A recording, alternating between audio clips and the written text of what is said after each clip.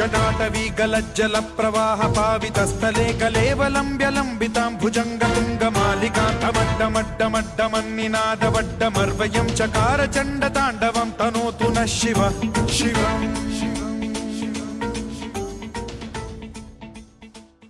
Hello दोस्तों, नमस्कार दोस्तों। सावन का पुण्य महीना चल रहा है। भगवान भोले के पूजन दर्शन के लिए बहुत ही शुभ माना जाता है।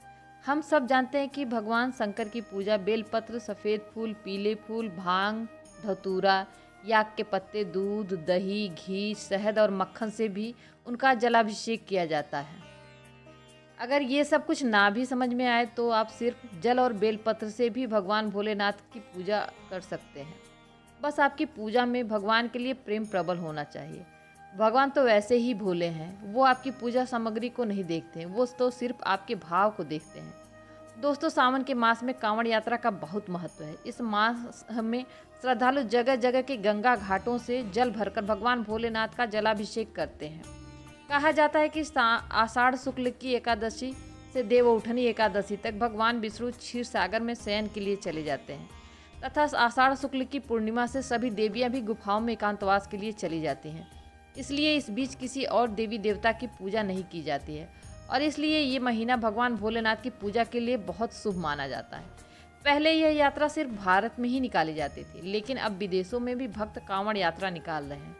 इस बार जापान की टोक्यो में कांवड़ यात्रा निकाली गई। कांवड़ यात्रा के लिए बिहार के सुल्तानगंज से गंगा जल मंगवाया गया था। सुल्तानगंज से लाए हुए जल को सभी कांवड़ियों को दिया गया। जापान की कांवड़ में यात्रा में इस बार जापान में रह रहे बिहार, झारखंड, म्यांमार, बांग्लादेश और नेपाल की हिंदू कांवड़ यात्रा निकाल रहे थे। वहां के इस्कॉन मंदिर में कांवड़ की विधिवत पूजा की गई तथा सुल्तानगंज से लाए गए गंगा जल को सभी कांवड़ियों को दिया गया। फिर क्या, फिर तो जापान की सड़कों पर भी बोल बम का नारा गूंज उठा। सभी कांवड़िए पैदल चलते हुए 90 किलोमीटर चलकर साइतम में स्थित शिव मंदिर पहुंचे और भगवान भोलेनाथ का जलाभिषेक किया। जहां विदेशों में पढ़े लिखे लोग कांवड़ यात्रा निकाल रहे हैं, वहीं भारत में इस कांवड़ यात्रा पर भारत के कुछ बुद्धिजीवी समय समय पर उंगली उठाते रहते हैं। उनका कहना है कि अनपढ़ लोग कांवड़ यात्रा निकालते हैं। कहते हैं कि कांवड़ यात्रा में नए लड़कों की संख्या ज़्यादा होती है और वह इस कांवड़ यात्रा के आड़ में गांजे का सेवन करते हैं, यह कहकर कि यह भोले बाबा जी की बूटी है। हो सकता है कि उनका कहना सत्य भी हो सकता है, लेकिन जो बच्चे गांजे का सेवन करते हैं वो कांवड़ लेकर ना जाएं तो भी गांजे का सेवन करेंगे, तो फिर आस्था पर उंगली क्यों उठाएं। दोस्तों, महानगरों में रह रहे पढ़े लिखे अमीरों के बच्चे हुक्का बार, बियर बार, क्लबों में जाकर शराब और सिगरेट फूंक रहे हैं। वह किस भगवान की पूजा करते हैं ये आज तक किसी ने नहीं बताया और ना ही कभी उन पर उंगली उठाई गई। हर बात को आस्था से जोड़कर क्यों देखना। और जहाँ तक नए लड़कों की कांवड़ यात्रा में शामिल होने की बात है, तो हम सभी जानते हैं कि कांवड़ लेकर कितनी ही दूर तक पैदल चलना पड़ता है, या जितना कांवड़ यात्रा में चलना पड़ता है कोई 60 या 65 या 70 साल का बुजुर्ग इंसान इसे लेकर जा सकता है।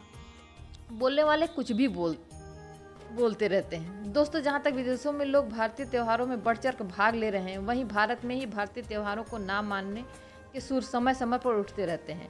उठाए भी क्यों नहीं, उनका वोट बैंक इसी से तो आता है। जो लोग जितना ज़्यादा हिंदुओं के त्योहारों पर उंगली उठाते हैं वे उतने बड़े लिबरल कहलाते हैं। लेफ्ट लिबरल गैंग को बम भोले का नारा त्रिशूल सा चुभता है।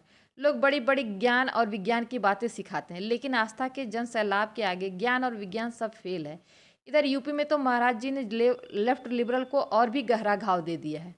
वो भोलेनाथ के भक्तों के ऊपर हेलीकॉप्टर से जगह जगह पर फूलों की वर्षा करवा रहे हैं। थोड़ी थोड़ी दूर पर कांवड़ियों के लिए गर्म पानी की व्यवस्था की गई है ताकि उनके पैरों में छाले ना पड़ने पाए। तो दोस्तों, बोलने वाले तो कुछ भी बोलते रहेंगे, भोले के भक्तों को इससे क्या लेना देना। तो चलिए हम सब भी प्रेम से बोले हर हर महादेव बम भोले। दोस्तों, आपको ये वीडियो कैसा लगा कमेंट में लिखकर ज़रूर बताएं। धन्यवाद।